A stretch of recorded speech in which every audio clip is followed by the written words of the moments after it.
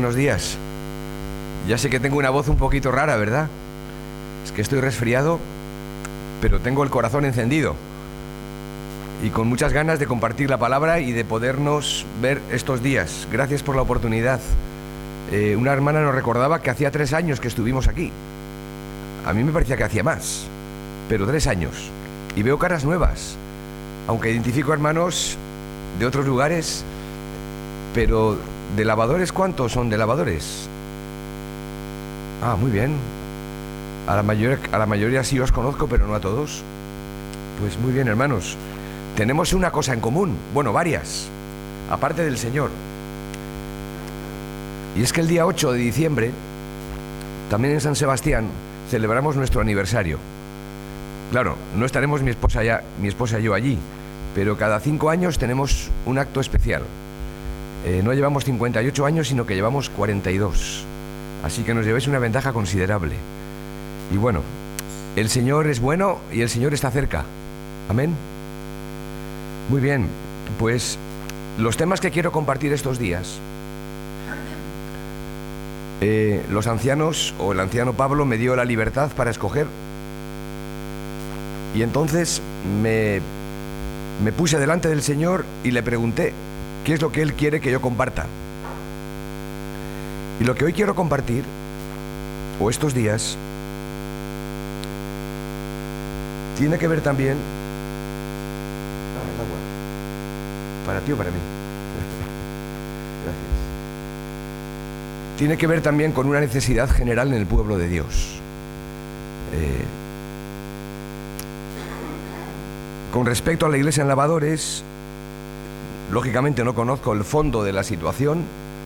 Conozco el fondo de la situación de nuestra propia iglesia local, en San Sebastián. Pero los principios de la palabra de Dios son tan eternos, son tan importantes que seguro que tiene algo que decirnos el Señor estos días. Serán un total de 7 sesiones. Y hoy comenzamos con posiblemente el plato más fuerte, con un plato fuerte. Hoy vamos a hablar de la renovación y la restauración en la vida del creyente en medio de la caída. Algo que me asombra de la palabra de Dios positivamente es que no esconde nada. La palabra de Dios nos presenta la realidad de todas las cosas y tenemos que estar agradecidos al Señor de que esto es justamente otra evidencia de que este sagrado libro es totalmente inspirado por Dios. Porque si tendría intención de hacernos creer lo que nos gustaría escuchar, no aparecerían historias como la que hoy vamos a considerar. Así que para tratar el tema de la renovación y la restauración en medio de la caída, me centraré en el Salmo 51, que se conoce como la guía del pecador. Si vamos al Salmo 51, vamos a ver que en el encabezamiento se atribuye este salmo a David, con mención expresa de la circunstancia que lo motivó a escribir, que no era otro que su pecado de adulterio y homicidio. Solo una persona que ha conocido tan de cerca las profundidades del pecado y la grandeza de la divina gracia, podía escribir un salmo como este. Solo alguien que haya podido experimentar la gravedad de este pecado y experimentar el perdón de la gracia de Dios. El Salmo 51 debemos considerarlo junto con el Salmo 32. Lo tenemos que leer juntos, porque ambos salmos fueron escritos después de la caída de David. En el Salmo 51, David pide perdón a Dios por su pecado. Y en el Salmo 32 encontramos el registro de su confesión y su completa restauración. David pecó gravemente. Un pecado no solo de adulterio, sino también de asesinato y otros muchos. Fueron pecados en cadena, que generalmente el pecado nunca viene solo, arrastra a otro tipo de actitudes que son contrarias a la voluntad de Dios. Ahora, los pecados de la conducta, sin duda alguna, son una falta grave, pero los pecados de la conducta solamente ponen en evidencia los pecados del corazón. De tal manera que hacer cosas buenas no nos convierten en gente buena. Y Dios está más interesado en tratar con nosotros la motivación del corazón que solamente la conducta. Porque si nuestro corazón está bien, nuestra conducta será correcta. Pero pudiera ser que nuestro corazón esté mal y tratamos siempre de conducirnos bien y tarde o temprano caeremos. Antes de entrar en el corazón roto y herido de este hombre, quisiera decir, queridos hermanos, que todos nosotros, en mayor o menor medida, hemos caído. Aunque no hayamos caído a la manera de David, todos nosotros, sin excepción, hemos tropezado. Nos hemos apartado del camino, nos hemos enfriado o nos hemos deslizado. El creyente que escribe el Salmo 37, en cuanto a mí, por poco resbalaron mis pies, viendo la prosperidad de los impíos. ¿Quién no ha resbalado? ¿Quién no ha pecado? ¿Quién no se ha apartado del Señor? Todos. Por eso este salmo es para cada uno de nosotros, porque el pecado de David es una advertencia de que el que piensa estar firme tenga cuidado de no caer.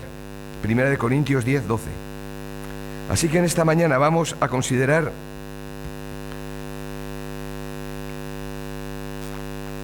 cuatro requisitos para una restauración completa. Independientemente de la caída que cada cual hayamos podido tener, porque todos hemos tropezado y todos tropezamos, encontramos aquí cuatro requisitos que son fundamentales para poder experimentar la renovación y la restauración. Sin estos requisitos, no hay renovación. El primero de ellos, estamos en el Salmo 51. El primero de ellos, un arrepentimiento genuino o un arrepentimiento verdadero. Dice el versículo 1: ten piedad de mí, oh Dios, conforme a tu misericordia, conforme a la multitud de tus piedades, borra mis rebeliones. Lávame más y más de mi maldad y límpiame de mi pecado, porque yo reconozco mis rebeliones y mi pecado está siempre delante de mí. Contra ti solo he pecado y he hecho lo malo delante de tus ojos, para que sea reconocido justo en tu palabra y tenido por puro en tu juicio. He aquí, en maldad he sido formado y en pecado me concibió mi madre. Lo primero que experimentó David cuando cayó y el profeta Natán lo enfrentó fue un arrepentimiento verdadero. Sus primeras palabras son una súplica sincera: ten piedad de mí, oh Dios. Esta es la expresión de alguien que sabe que no tiene ningún derecho a recibir el favor que solicita. No tiene ningún derecho y lo sabe. Y las primeras palabras que salen de su boca muestran un arrepentimiento sincero: ten piedad de mí, oh Dios. Estas palabras encuentran su eco en otras muy parecidas. Cuando el hijo pródigo regresa a casa: Padre, ya no soy digno de ser llamado tu hijo. No puede reclamar nada porque sabe que lo que ha hecho está mal. O las pronunciadas por el publicano en el templo: oh Dios, ten compasión de mí, o sé propicio a mí que soy pecador. Ni tan siquiera se atrevía a levantar la vista al cielo. Y David lo primero que dice es: ten piedad de mí, oh Dios. Los escritores bíblicos emplean distintas palabras para hablar de la naturaleza del pecado. Esto es muy importante. Tenemos que comenzar hablando de esta doctrina tan importante como es la doctrina del pecado para poder entender la restauración, igual que para poder entender la salvación. Tenemos que entender lo que el pecado es, no solamente lo que el pecado hace, que rompe con todo, sino lo que el pecado es. Y los escritores bíblicos emplean distintas expresiones para hablar de la naturaleza del pecado. Aquí tenemos algunas. La primera de ellas, versículo 1, es la rebelión o transgresión. Conforme a la multitud de tus piedades, borra mis rebeliones. Y queridos hermanos, esta rebelión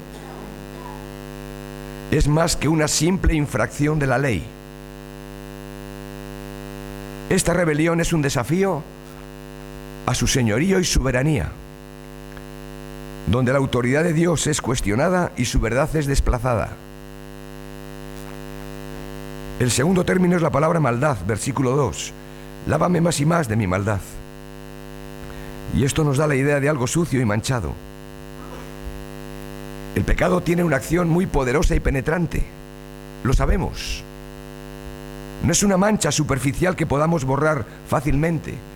Por eso, David pide a Dios un lavado a fondo.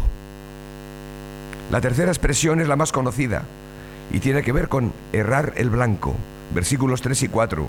Límpiame de mi pecado. Es decir, líbrame de fallar y de no caminar en línea recta, lo que equivale a fracaso y frustración. Es decir, el arrepentimiento verdadero conlleva esta triple convicción. Primero, de nuestra rebelión contra Dios. Segundo, de nuestra propia maldad congénita, instalada en lo más profundo de nuestro ser. Y tercero, el pecado manifestado por medio de nuestros actos. Ahora, ante una falta tan grave, porque lo que hizo David fue gordo, ante una falta tan grave, ¿qué seguridad puede tener de que Dios contestará su súplica? ¿Habrá alguna esperanza? La respuesta la encontramos en el Salmo 32 que hemos leído, versículo 5. Dice: mi pecado te confesé y no te oculté mi maldad. Dije: voy a confesar mis transgresiones al Señor, y tú perdonaste mi maldad y mi pecado. Estas palabras encuentran su eco en toda la Escritura. Por ejemplo, Isaías 1:18: aunque vuestros pecados sean como el rojo más vivo, yo los dejaré blancos como la nieve. Aunque sean como tela teñida de púrpura, yo los dejaré blancos como la lana. Y el Evangelio corrobora esta misma lección. La sangre de Jesucristo, su Hijo, nos limpia de todo pecado. Si confesamos nuestros pecados, Él es fiel y justo para limpiarnos de todo pecado y de toda maldad. Así que David no solamente tiene una convicción profunda del pecado que hay en él, sino que también confiesa la gravedad de los hechos ocurridos. Verso 3 y 4. Porque yo reconozco mis rebeliones, dice él. Él conoce y reconoce sus rebeliones. Y esto tiene que ver con una confesión sincera. Y confesar significa decir lo mismo que Dios dice sobre un asunto. Por ejemplo, si lo que Dios dice está mal, yo no puedo decir que eso está bien. Confesar es reconocer, en este caso, lo que está mal, lo que Dios dice que está mal. Notad que el pecado aquí se convierte casi en una obsesión para David. Cuando dice, versículo 3, y mi pecado está siempre delante de mí. David no solo se aflige por las consecuencias del pecado, sino que se aflige por el pecado mismo. Y reconoce y confiesa la gravedad de los hechos como una ofensa contra Dios más que contra cualquier otra persona. Aunque muchos se vieron afectados. Muchos se vieron afectados pero es una ofensa en primer lugar contra Dios. Por eso dice versículo 4, tu sentencia es justa y tu juicio es irreprochable. Así que David confiesa y reconoce una vez más el carácter congénito del pecado cuando declara: en maldad he sido formado y en pecado me concibió mi madre. Quisiera ilustrar esto con una manzana. Esta manzana que tengo en mi mano aparentemente está sana, está perfecta y seguro que es sabrosa. Pero nos ha ocurrido más de una vez que cuando partimos una manzana o cualquier pieza de fruta, nos encontramos con que dentro hay un gusano. Y uno se pregunta: ¿cómo llegó el gusano aquí dentro? Y la respuesta, alguien dirá: no, el gusano vino de fuera, atravesó la piel, penetró la pulpa y se instaló en el centro del corazón de la manzana. Y es de ahí que sale para afuera. Lo cierto es que todo comenzó dentro.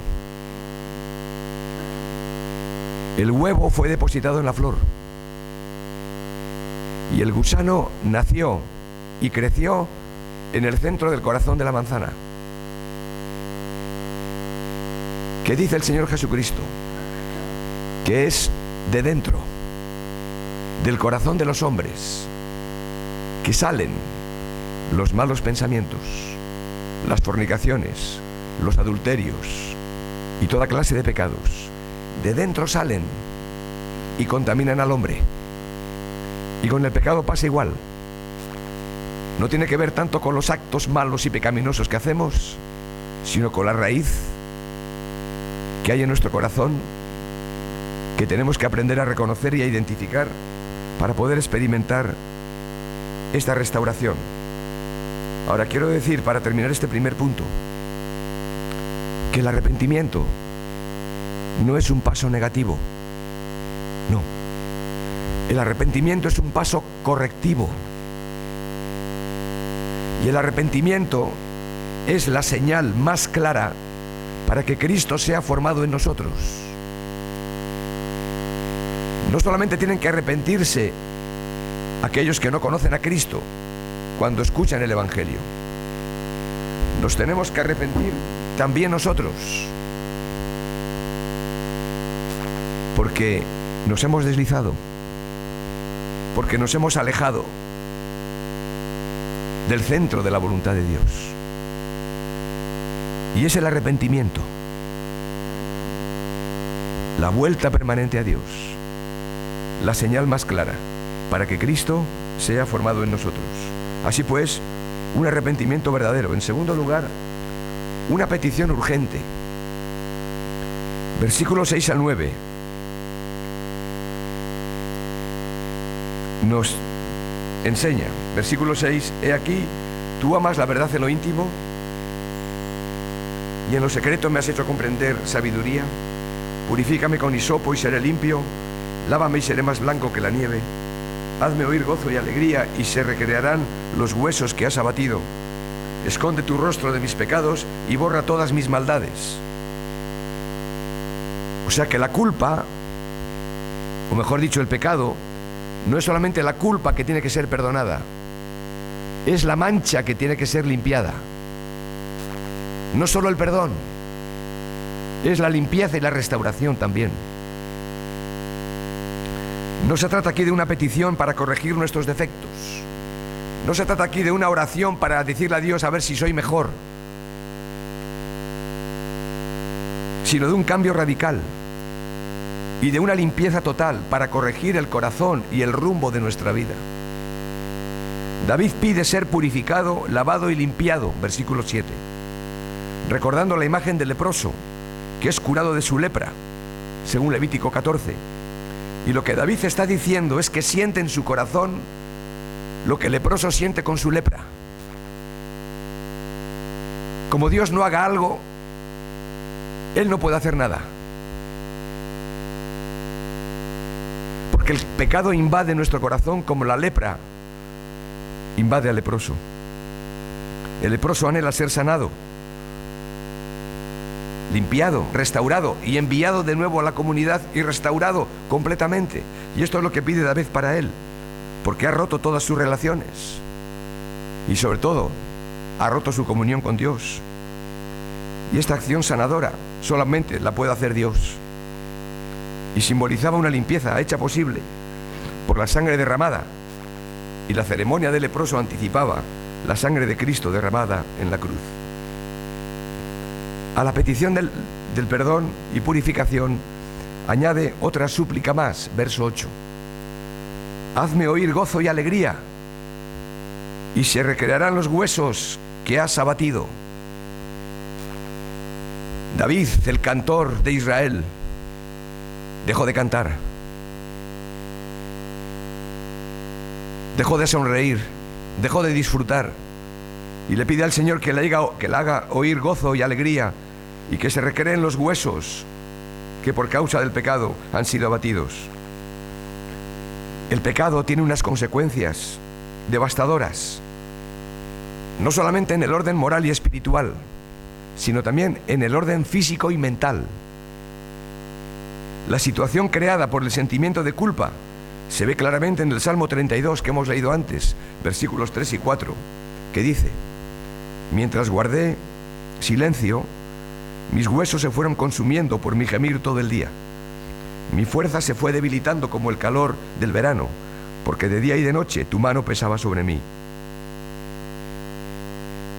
El sentimiento de culpa por haber pecado no solamente roe la conciencia y produce abatimiento, sino que nos roba la paz, la alegría y consume nuestro cuerpo. La petición de David es aún más insistente. Verso 9. Esconde tu rostro de mis pecados. Es decir, cúbrelos y escóndelos de tu vista, Señor. Bórralos de tu libro de cuentas. Olvídalos para siempre. Que desaparezcan como desvanece una nube por los rayos del sol, como afirma el Señor en Isaías 44:22. Yo deshice como una nube tus rebeliones y como niebla tus pecados.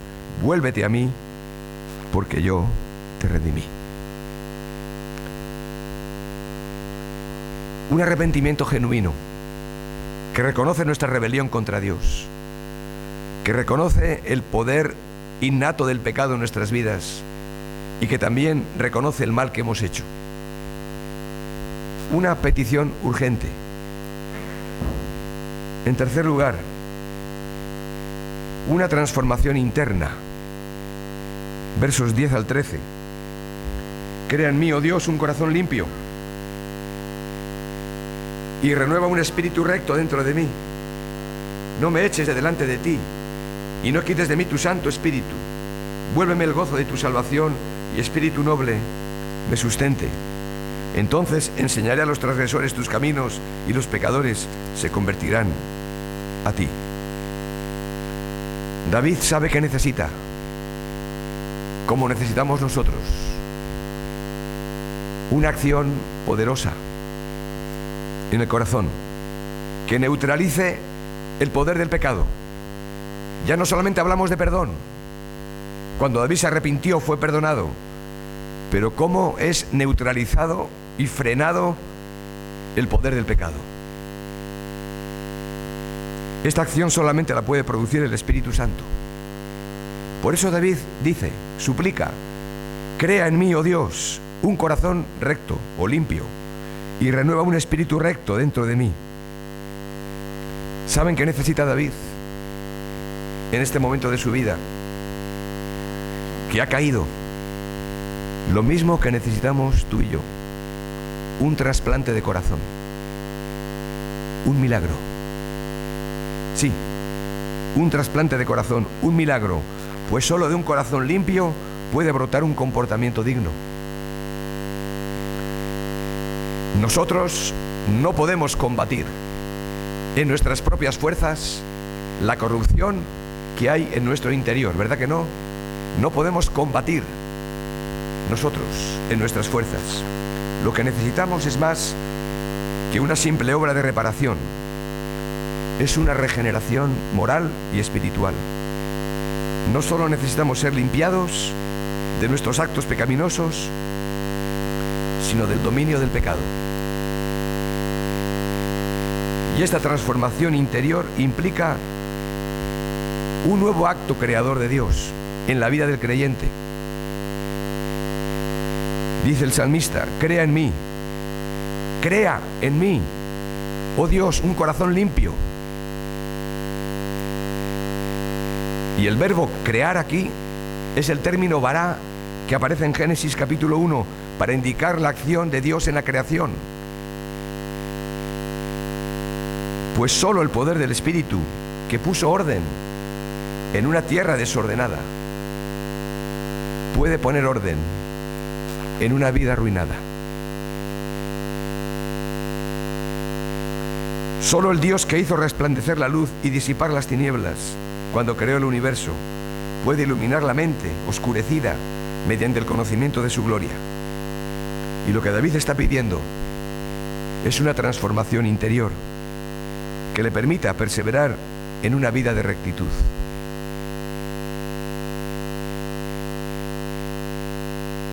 La ley, los mandamientos, lo único que hacen es hacernos ver que somos pecadores y que no podemos cumplir la ley.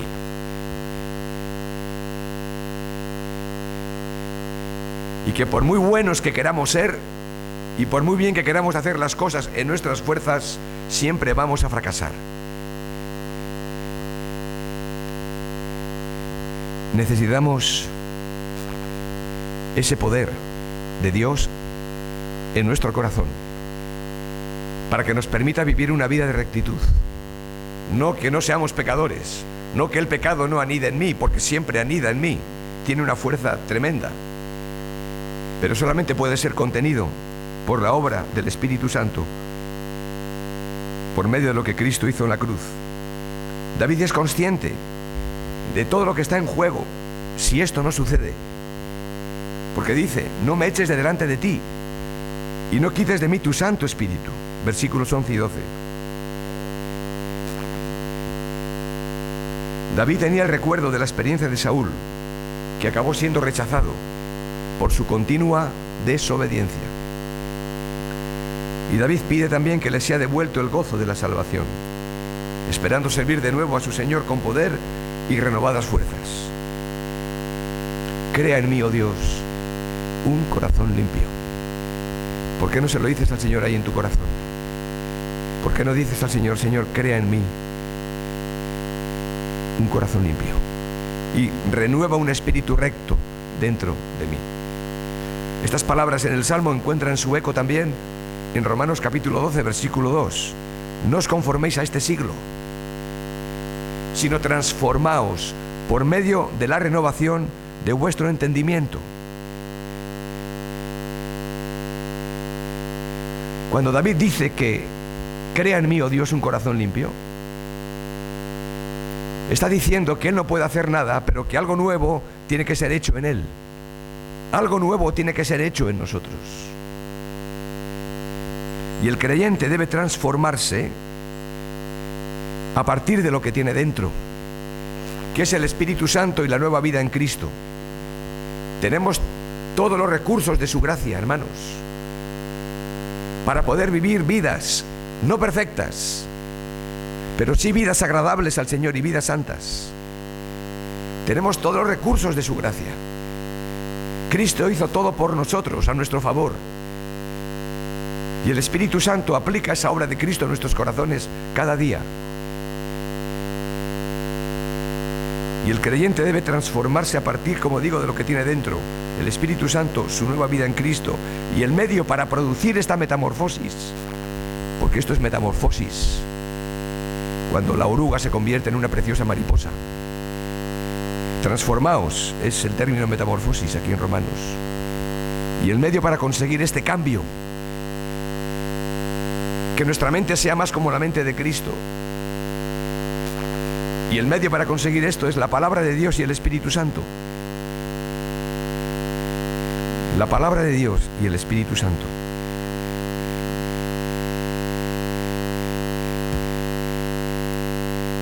Y terminamos viendo los requisitos necesarios para una renovación, porque el salmo no termina como empieza. Parece otro salmo, parece otro David. Empieza diciendo: ten piedad de mí, oh Dios, conforme a tu misericordia, porque lo que he hecho ha sido grave. Y si tú no haces algo en mí y me perdonas y me restauras, yo no puedo hacer nada. Y el Señor va operando el cambio en él. Y terminamos con una adoración gozosa, versículos 14 al 19. Acompáñame, por favor, Salmo 51, versículo 14. Líbrame de homicidios, oh Dios, Dios de mi salvación. Cantará mi lengua tu justicia. Señor, abre mis labios y publicará mi boca tu alabanza. Porque no quieres sacrificio, que yo lo daría, ni quieres holocausto. Los sacrificios de Dios son el espíritu quebrantado. Al corazón contrito y humillado no despreciarás tú, oh Dios. Haz bien con tu benevolencia, Sión. Edifica los muros de Jerusalén. Entonces te agradarán los sacrificios de justicia, el holocausto u ofrenda del todo quemada. Entonces ofrecerán becerros sobre tu altar. David ha ido cambiando conforme el Señor la ha ido cambiando. Y aquí vemos que el resultado de todo esto es que ahora puede anunciar a otros lo que no podía anunciar antes. Porque cuando no hay pecado, cuando el pecado no se confiesa, la boca se cierra y los ojos se cierran. Y el semblante de la persona, del creyente, viene a menos. Pero aquí el resultado de todo esto es que ahora puede anunciar a otros la grandeza de la misericordia de Dios que él ha recibido, y especialmente a los que han caído, sellando su compromiso de amor con un pacto y canto de alabanza. Cantará mi boca tu justicia y publicará mi boca tu alabanza, al tiempo que promete adorarle y servirle en la debida actitud. Al corazón contrito y humillado no despreciarás tú, oh Dios. Hermanos, yo sé que este salmo es de sobra conocido por todos, pero este salmo es la guía del pecador, así se le conoce. Porque no hay mejor manera de acercarnos al Señor y derramar nuestro corazón y ponernos a cuentas con Él y pedirle perdón que utilizar incluso las mismas palabras que aquí encontramos. Cuando a veces no sepas qué decirle al Señor, ¿por qué no oras con la Biblia? Porque a veces nos faltan las palabras, pero las palabras las tenemos. Y tú también le puedes decir al Señor: Señor, ten piedad de mí, conforme a tu misericordia. Y hacer tuyas las palabras de este salmo. Porque cuando la mente asimila la verdad de Dios, los sentimientos se encienden. Nunca es al revés. Cuando la mente entiende este salmo y toda la escritura y asimila la verdad de Dios, los sentimientos se encienden. Entonces la voluntad es persuadida y como resultado se produce la obediencia. Pero esta obediencia ya no es a la ley, ya no es una obediencia externa, sino que es una obediencia interna, de corazón, de convicción, no de sentimiento, no de religión. Una obediencia arraigada en el ámbito del pensamiento y la decisión. Y cuánto necesitamos dejar que la palabra de Dios cambie nuestra manera de pensar. Porque aquí se libran todas las batallas, en la mente.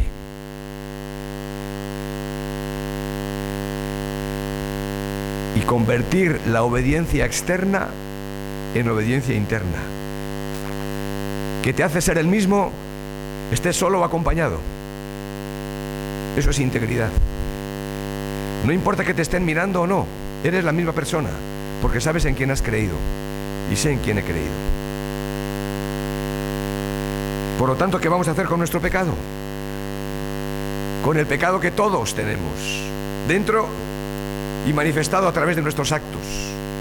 ¿Qué vamos a hacer con nuestras caídas? ¿Ocultarlas? ¿Taparlas? ¿Encubrirlas? David no hizo eso. David no hizo eso. Lo mejor es enfrentarlas, encarar el problema y arreglar las cosas. ¿Habéis notado, queridos hermanos, que los mayores problemas que tenemos provienen de huir de ellos?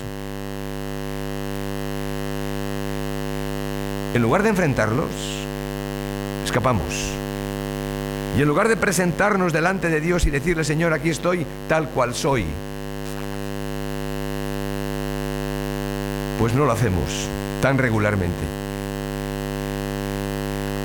Solo podemos ser cambiados si estamos dispuestos a reconocer nuestras caídas, a pedir perdón por nuestro pecado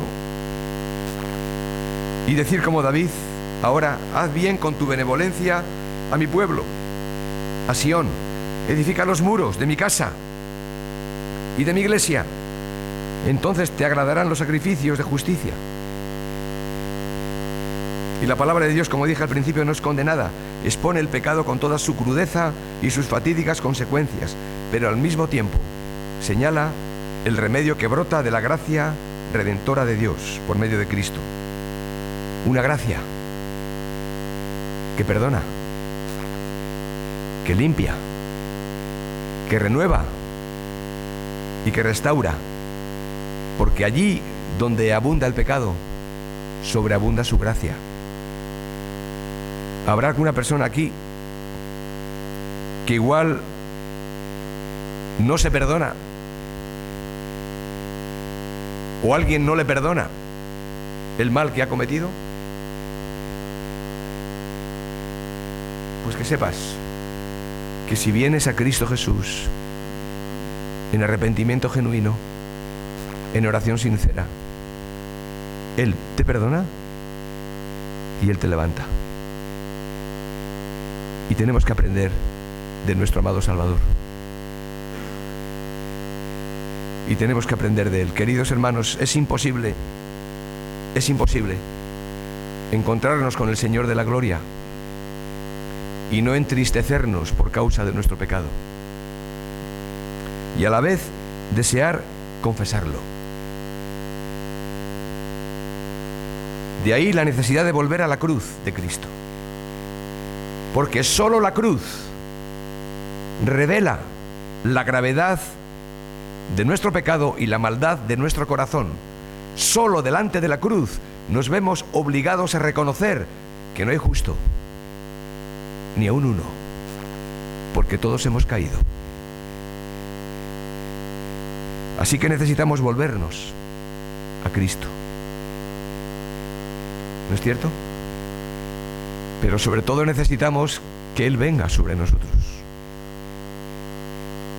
No es tanto lo que yo pueda hacer, sino, Señor, que tú lo hagas en mí.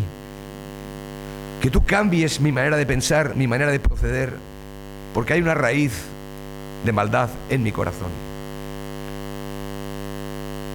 Necesitamos sobre todo que Él venga sobre nosotros para que luego nosotros podamos volver al primer amor.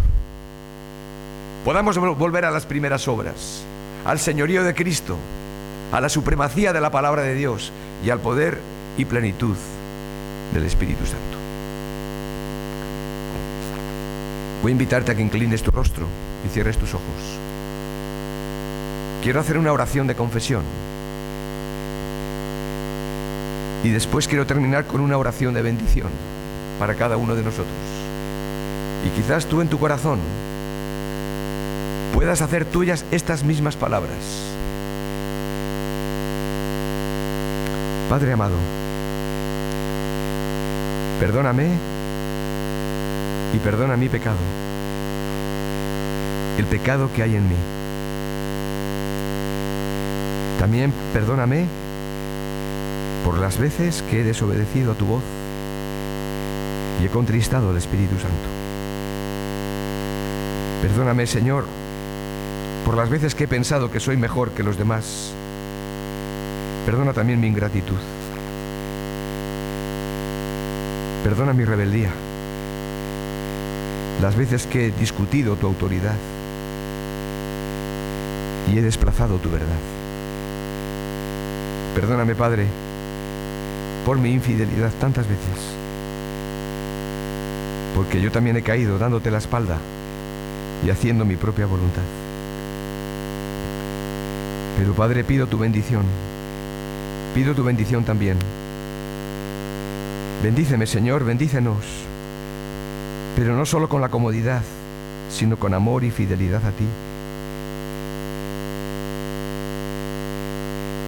Bendícenos, Señor, pero no solo con el bienestar personal, sino con hambre y sed de tu palabra, celo por la verdad y amor por las personas. Bendícenos, Señor, y danos fuerza en la debilidad, y danos gozo en la tristeza. Bendice, Señor, a tu pueblo. Bendice a cada familia aquí representada, tu iglesia, y también bendice nuestro servicio a ti en amor para la edificación de nuestros hermanos y el testimonio a los que no te conocen. Bendito y alabado seas por Cristo Jesús. Amén. Amén. Pues, queridos hermanos, tengamos el tiempo para meditar en todas estas cosas, porque vamos a ver mucho en poco tiempo, en pocos días, y necesitamos, algunos habéis anotado, habéis escrito, eso me gusta, para poderos llevar material de reflexión a vuestro hogar, a vuestra casa. Y como decía nuestro hermano antes, esta tarde hablaremos de cómo ser renovados y restaurados cuando las relaciones se han roto. Así que hablaremos de relaciones rotas y cómo el Señor es especialista en enderezar lo torcido y en arreglos imposibles. Que el Señor os bendiga. Amén. Damos por concluido también este culto, invitándoos de nuevo para